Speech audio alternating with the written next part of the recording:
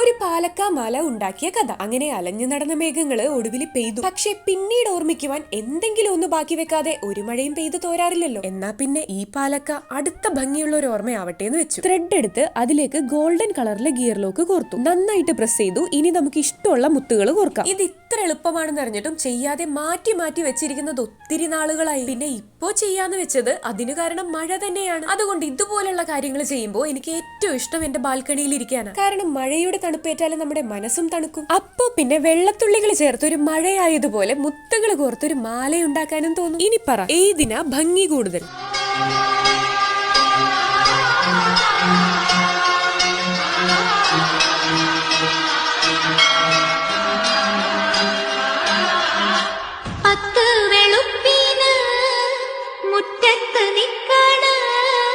കസ്തൂരി മുല്ലയ്ക്ക് കാതുകുത്തി